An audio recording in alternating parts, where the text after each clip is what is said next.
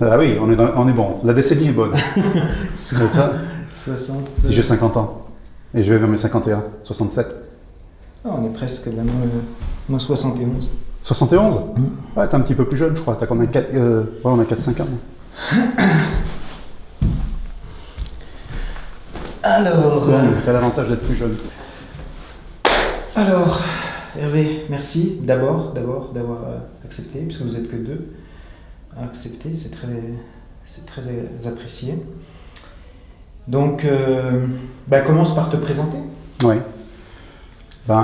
Présenter, j'ai pas grand chose à dire. Je suis, comme tous les clients, un client parmi tant d'autres qui en a marre de vivre seul et qui a décidé de prendre son avenir en main. Et voilà, donc tout s'est très bien passé, on va rentrer dans les détails. Premièrement, je voulais pas faire de vidéo. Je voulais pas faire de vidéo, la personne que j'ai rencontrée non plus. C'était absolument hors de question. D'ailleurs, on peut regarder par mon identité et tout, vous ne trouverez rien sur Internet. Voilà. On vit très bien dans l'ombre. Et puis je me suis dit, c'est quand même pas normal. C'est pas normal. Si on passe par une agence, il y a des gens qui sont là, qui se défoncent pour pouvoir nous aider. Et j'ai dit, nous, on va dire, non, c'est bon. Transaction bancaire, hop, terminé, ciao. Et non, c'est pas normal. Et on doit quand même dire quelque chose. Donc on ne le fait pas par envie, parce que j'ai toujours pas envie d'aller en vidéo. Si tu me laisses le choix, je me barre de suite. Mais je vais quand même le faire parce que... la porte est fermée. Ok. Bon, on va rester alors. Non, simplement parce que je le considère plus comme un devoir. Un devoir parce que on était seuls, on tournait en rond. Et autour d'un rond-point, tu vois, puis là, tac, tout d'un coup, on dit, là, c'est la bonne direction. C'est tout. Donc, ouais, c'est un devoir. Donc pour moi, j'ai dit, on le fait, tant pis. On verra ma tronche, mais c'est pas si grave. Mais j'ai des choses à dire, tout simplement. Ouais. Ok. Ouais, t'as beaucoup de choses à dire. Ouais, peut-être pas toutes intéressantes, mais on verra. Hein. En attendant, c'est ce que je ressens. Voilà. Puis en plus, ça a quand même bien marché pour toi. Et si on procède par ordre chronologique, d'abord, la première question qui m'intéresse, c'est comment tu nous as trouvés? Ouais. Pour commencer, en regardant sur YouTube une vidéo de ZZ Top, un clip qui a été remasterisé en fait, le titre c'est Legs, et étaient présentées toutes les femmes qui sont dans l'armée de chaque pays, en fait. Bon là, sur YouTube, j'ai regardé ça, puis waouh, puis les Ukrainiens et tout. Et là, j'ai eu 3 souvenirs qui sont enchaînés direct. Le premier, à l'âge de 12 ans, donc j'étais avec je te l'ai pas raconté ça avant, donc c'est tout nouveau pour toi. On faisait, juste après le sacrement de communion, en fait, je suis chrétien. Je suis plus un crétin qu'un chrétien, mais bon, je suis chrétien quand même. Et après le sacrement de communion, il nous proposait de faire des réunions le mardi soir pour accompagner l'adolescence et tout. Et un jour, je suis arrivé avec un sweatshirt dessus, avec un truc en triangle comme ça et tout, marqué Mokba dessus. Moscou. Marqué quoi? Mokba. Moscou. Moscou, oui, Moscou. Ah. Et j'avais 12 ans. Hein. Et un de mes collègues machine et tout, pour ça, waouh, et puis il me juge, il me dit, mais pourquoi tu portes ça? Moi je serai à ta place, j'aurais honte et tout. Je suis resté sur le reculoir. Je suis sur ma défensive, qu'est-ce qui se passe? Et la seule réponse que je lui ai donnée, à l'époque, à l'école, on n'avait pas de vidéo, tout ça, ça n'existait pas, c'était simplement que des livres. Ouais. Et je me suis souvenu d'une image d'une famille russe où on disait qu'il n'avait rien, une image de famille nombreuse. Pas forcément avec une face vraiment heureuse, mais ensemble. Et moi qui viens d'une famille décomposée, dans les années 60, t'imagines ce que ça peut faire. Pour moi, cette image est très forte. Ça, c'est le premier exemple. On part, allez, on fait un bond en avant de 15 ans plus tard. J'étais dans le bâtiment, je fais mon truc, j'organise des chantiers, trucs comme ça et tout, parfait. Et un gars qui travaille avec moi me dit est-ce que tu pourrais m'aider? J'avais un camion et tout, est-ce que tu pourrais m'aider et tout dans une grande surface commerciale, dans une galerie marchande, il a dit je fais une exposition sur la Russie, sur la conquête spatiale russe. Ce mec-là, quand on le voyait, il faisait le même boulot que moi, mais je pensais jamais ça. Et j'ai appris énormément au niveau de ce peuple, il m'a appris énormément. Et la première fois de ma vie que je rencontrais un Russe, il avait invité 2 cosmonautes russes en France. Et c'était dans quelle ville, ça? Clermont-Ferrand. À Clermont-Ferrand. Ouais. Et donc je m'occupais, il m'avait demandé de faire la sonorisation aussi, à l'époque je bricolais un peu, et je les ai vus ces gens-là, sensationnels. C'est-à-dire que j'ai vu une prestance, on voit l'apparence dans le comportement, on voit des gens qui sont, mais qui ne sont pas arrogants. Ouais. Ils existent. Vous n'avez pas besoin de leur mettre des médailles sur les poitrines, des trucs comme ça et tout, ils sont là et ils existent. Ils font un. Et ça c'est exceptionnel. On balaye. Troisième exemple que j'ai eu, c'était il y a 5 ans. Vous avez quel âge quand ça s'est fait? Oh, ça, j'avais une trentaine d'années, à peu près. On balaye. 15 ans plus tard, nouvelle expérience. Je fais du transport et tout, avec ma SMI. Et puis un jour, au mois d'août, j'avais terminé mon boulot et tout. Je rentrais chez moi, tranquille, avec ma bagnole, une vieille bagnole. Et je vois 2 jeunes sur la route. Hop. Je m'arrête. Qui marchait. Je m'arrête, qu'est-ce qu'ils foutent là? C'était perdu dans la campagne. Qu'est-ce qui se passe? Je m'arrête, des étudiants russes. Et là, une histoire de vie qui est absolument sensationnelle. Je m'arrête, je dis, mais qu'est-ce que vous faites? Il me dit, oh, on va à Poitiers. Je dis, ouais, vous êtes dans la bonne direction, mais pas sur la bonne route. Je dis, là, dans 2 semaines, vous êtes encore en train de marcher. Je dis, si je peux vous aider, vous amener sur la route principale, qui est 15 km plus loin. Ok, on monte, on discute et tout. Et je les emmène, je dis, je vais vous laisser un endroit. C'était près de la nuit, le soir, c'était 21h au mois d'août, donc la nuit commence à bien tomber. Et j'ai dit, je vais vous laisser là, vous serez tranquille. Ok, et vous pourrez reprendre la route quand vous voulez. Et je regarde garçon, je regarde la fille, je dis, waouh, sur son visage, ça se lit. Je dis, eux, ils n'ont pas mangé depuis un moment. Je sors des billets, comme j'ai une trentaine d'euros, puis je leur donne. Leur premier réflexe, non. Non, on n'en veut pas. Je dis, vous n'en avez pas besoin? Et non, on n'en a pas besoin. Oh, si, vous en avez besoin. Vous n'avez pas mangé. Je dis, moi, je vous les donne. Je dis, vous en avez besoin pour aller jusqu'à Poitiers, demain, il va falloir manger, etc. Et tout, il y a une journée devant vous. Donc, vous en avez besoin. Et je voyais la fille qui était terriblement gênée. Ils étaient terriblement gênés. Et je voyais tout compte fait, après, ils ont accepté. Et là, il s'est passé une chose.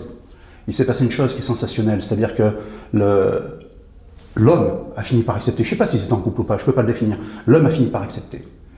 Et il avait son sac, la plaque, il a fait comme si c'était mis au garde à vous, comme ça, droit, la stature de l'homme. Et il m'a tendu la bouteille de vin, alors du vin dans une bouteille en plastique en plein mois d'août, je ne sais pas si tu vois ce que c'est imbuvable, et il m'a tendu la bouteille pour pouvoir boire. Je savais qu'à ce moment-là, si je ne buvais pas, c'était une offense. Ouais. C'était une offense, parce qu'on donnait quelque chose, il n'en avait pas besoin, on insiste, donc il fallait boire. Hein? Donc c'était une offense. Pour la première fois de ma vie, j'avais 45 ans, pour la première fois de ma vie, j'ai su ce que c'était que trinquer. On trinque en France, on fait un truc et tout, mais là j'ai vraiment su ce que c'était que de trinquer.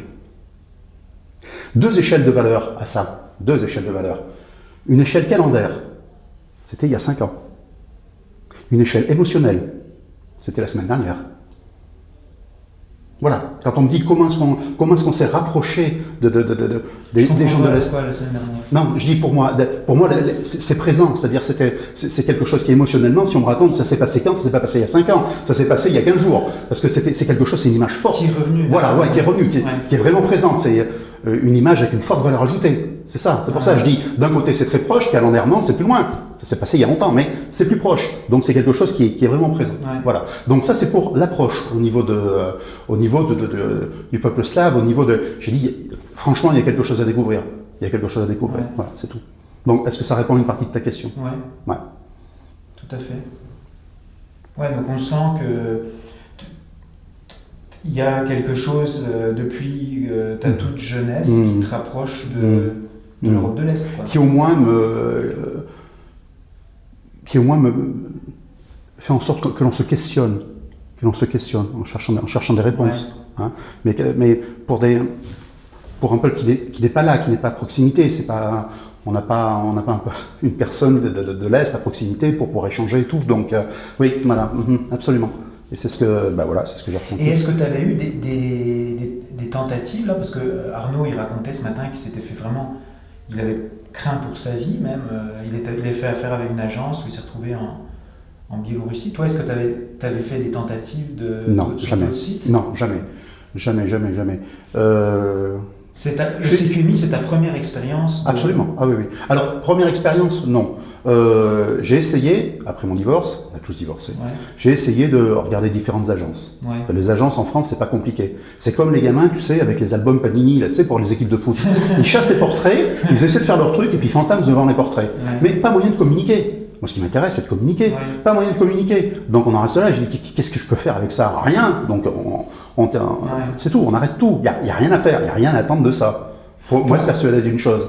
Pourtant, quand tu as commencé le processus, tu m'as dit que tu étais contre la communication.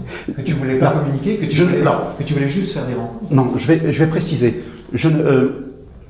Et alors, je vais répondre à ta question sur plusieurs angles. Oui, je le dis, je le répète et je le maintiens.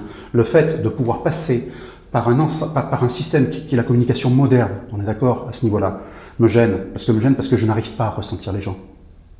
Et pour moi, lorsqu'on s'est présenté, on contacte des profils, ils acceptent. Lorsqu'on s'est présenté, à chaque fois j'ai demandé, est-ce que vous voulez? Je préfère, j'ai dit, moi voilà, tel que je suis, tel que je fonctionne, je préfère qu'on soit simplement par écrit et que l'on conserve la magie de l'alchimie, de la première rencontre. Parce que le fait de passer par une vidéo dénature, pour moi, ce n'est que mon impression, c'est tout. Pour d'autres, ça marche très bien. Mais dénature, et ça, pour moi, c'était pas bon, c'était pas la bonne manière. Le système est bon, c'est pas un problème, mais pour moi, je le sentais pas adapté. C'est pour ça que j'ai mis une opposition. Autrement, bien sûr que ça marche, on voit bien. Mais pour moi, c'était pas adapté. Ouais. Hein? Donc, et j'ai demandé à chaque fois. Et tu demandais aux filles si oui. Est-ce que pour elle, elle préférait du Skype, du Viber, pour pouvoir communiquer? Sur 9, une seule a accepté. M'a demandé.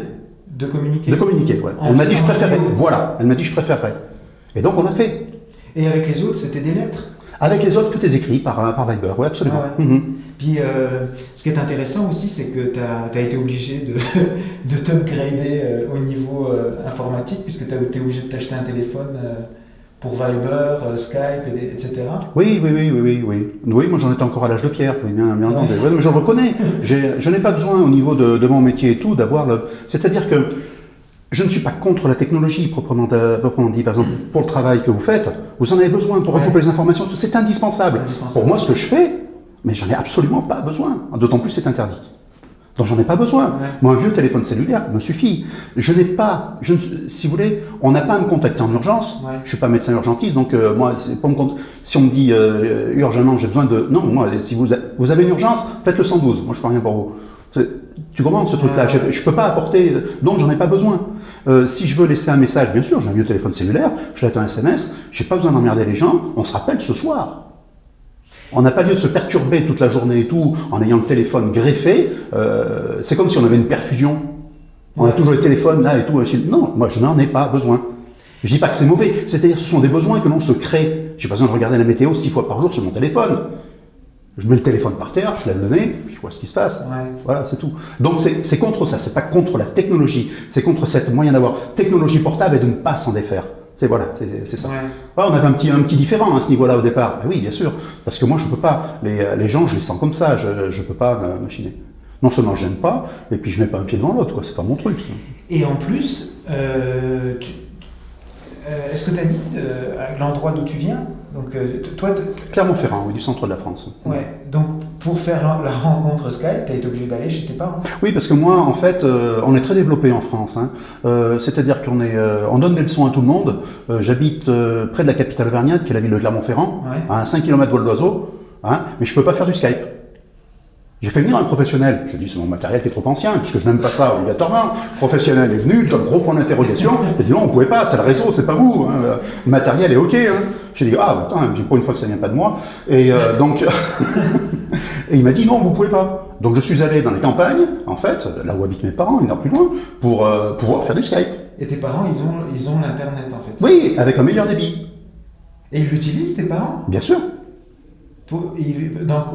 Alors il l'utilise parce que j'ai ma soeur qui habite à Paris, et comme il y a des petits-enfants, obligatoirement, ils Skype de temps en temps, tout simplement, c'est tout. Pour voir les petits-enfants. Voilà, ouais.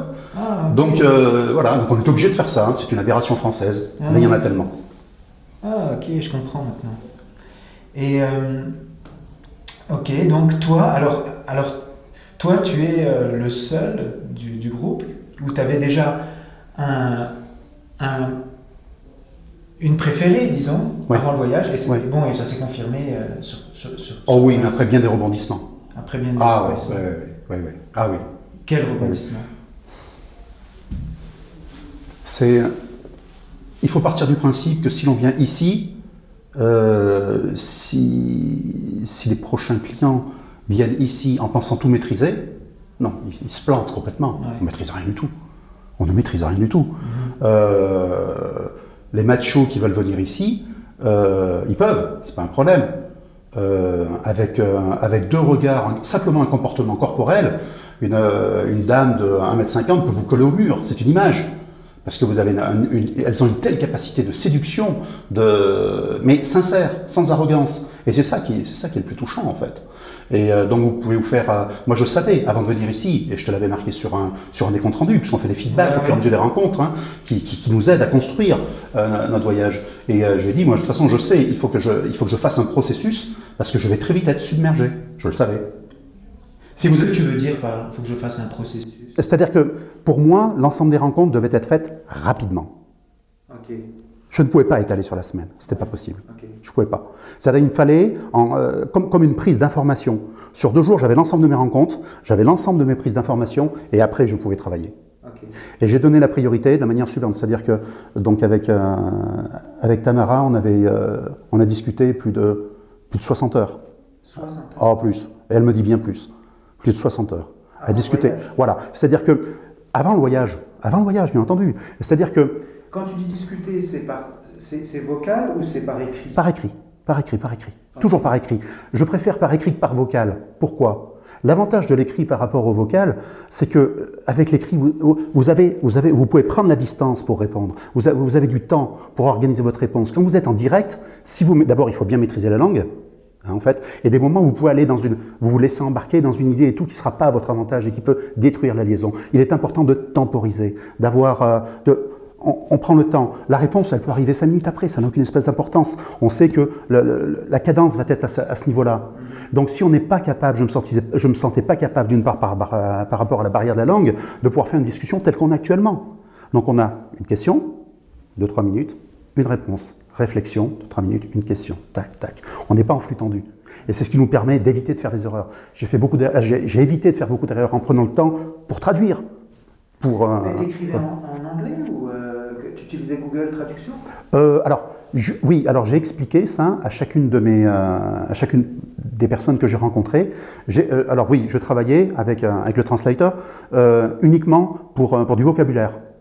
Parce que j'arrive à organiser mes phrases, à me relire tout ça et tout, mais des moments, il y a quelques mots qui sont importants, donc je mets un petit appoint pour savoir comment le mot se dit en anglais, parce que je ne pratiquais pas tout le temps. Et là, quand même, je reviens d'Odessa où j'ai parlé 3 jours en anglais. Et Tamara, elle t'écrivait en anglais, elle? Oui, absolument. Elle parlait en anglais. Ouais. Ah bah, parfaitement. Oui. Ok, donc elle écrivait directement en anglais. Donc à chacune, on a fait ce processus-là, en fait, de manière à avoir du temps. Et tout. Et ça vous laisse le temps de réfléchir, d'organiser votre réponse. Si vous êtes en flux tendu et que vous ne connaissez pas la langue, vous êtes out. Ouais. Yeah. C'est ma manière de voir, uniquement. Pardon. Donc toi, tu avais fait un processus de rencontre où tu rencontrais ta préférée le dimanche soir en dernier. Si je la rencontre en premier, toutes les autres, je peux pas accorder mon attention. Encore que ce matin, tu nous as avoué que finalement, tu l'avais rencontrée en premier et en dernier. Ouais, mais je ne pouvais pas le dire avant. Non, alors, pourquoi j'ai fait ça, Antoine? C'est parce que, en fait, je t'ai expliqué un petit matin, au petit déjeuner, j'ai dit comme ça, oui, ok. Donc on nous dit, ce qui est absolument vrai, le temps est précieux. Oui. Le temps est très précieux. Il faut absolument l'utiliser, il faut optimiser votre planning à fond. Donc c'est ce que j'ai fait. Les matins, tu m'expliques très bien, je dis pourquoi il n'y a rien le matin? Tu m'as dit le matin, on ne peut pas, les personnes, c'est qu'à partir de midi. Ouais. Ok, qu'à ça ne tienne. Le planning, je l'ai réadapté. J'ai fait en sorte de pouvoir, pas pour... Tu voyais Tamara le matin? Oui, on prenait le petit déjeuner ensemble. Okay. C'est pour ça que je n'étais pas là. Et parce qu'on en avait on en ressentait l'un et l'autre le besoin. Ouais. C'était un besoin. C'est pas pour défier une organisation quelconque, on s'en fout de ça, c'est pas le problème. C'est qu'on n'avait pas de risque d'un côté comme de l'autre, en fait, au niveau de la sécurité, on savait très bien, et là on apprenait à se connaître. Et j'irais même plus loin, c'est-à-dire elle a été, moi c'est pas compliqué, j'avais 2 satellites autour du CQMI. J'avais mon assistante d'un côté, et j'avais Tamara de l'autre. Non, c'est impossible que je me perde, quoi, en fait. Donc j'étais très bien entouré. Il faudra qu'on en parle de ton assistante. Je vais